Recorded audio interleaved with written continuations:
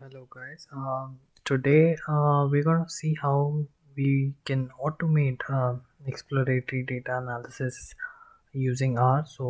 This is the R Studio right here, and we'll be doing it with the help of functions, user-defined functions in R. So let's take a look at the function that I've created here. This is for the univariate analysis of on a particular data set. So if you have a data set and you have a number of variables and you want to create histograms and box plots for each of the variable to analyze those variables, it's a very time consuming job if you go separately in each variable and draw the graphs, and so this could be done very easily using functions in R.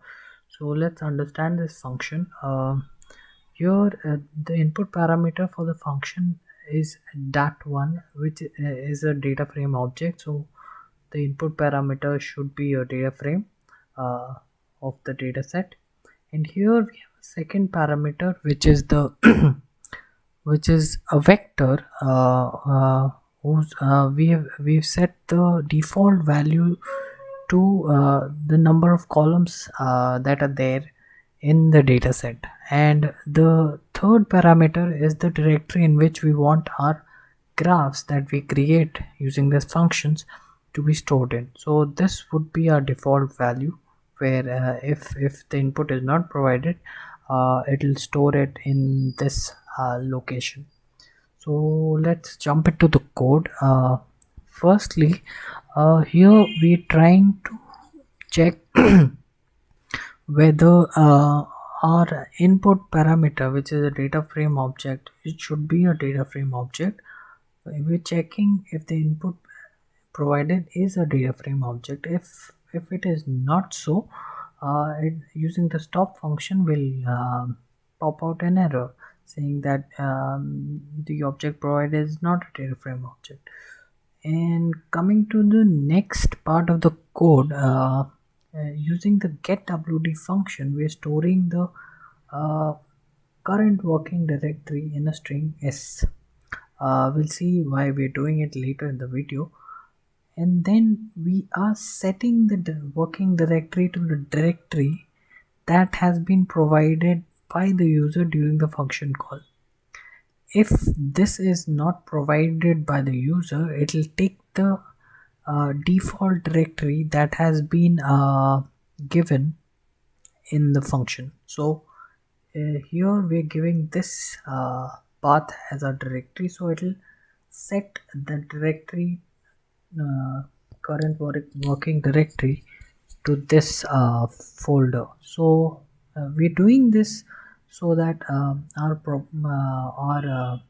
all our operations are performed on this directory. So coming to the next part of the code, we are iterating through each variable in the data set and checking this if condition checks whether the variable is of numeric data type. The variable is of numeric data type, and then we are just up, since we'll be creating graphs and we'll be creating files for that, image files for that, we are storing it as .png, and we're just appending the .png uh, to the file name using the paste function. And here in this piece of the code, the bar function divides the output window into 2 rows and 1 columns. So your image would come one over the other. This would be made clear once we run our function.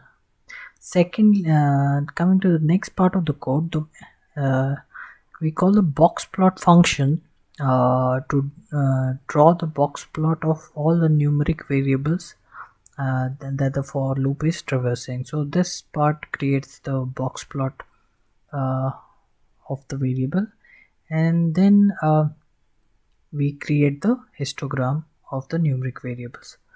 So coming to the next part of the code, what happens if the variable is a factor variable? So for that we're doing the same thing here. And yeah, so we'll if the variable is a factor variable, we plot a bar plot and export the file. So in the set wd, this part of the code, we are setting the directory to the directory which we had initially and we had stored in S. We'll set the directory to that directory. So let us take a look at how this function works. So I've given the empty cast data, which is a built-in data set in RStudio. I want, since the second parameter was a vector, so I've given a vector of 1 and 2, which is basically saying that we want the graphs for the first and second variable in the data set, and this is the directory in which we want our graphs to be stored. So let us just run this function first,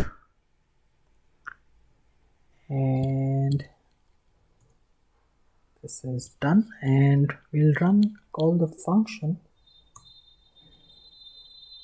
and yeah, we've done it, and I've set the directory on my desktop. So here we have the graphs ready. So the output looks something like this.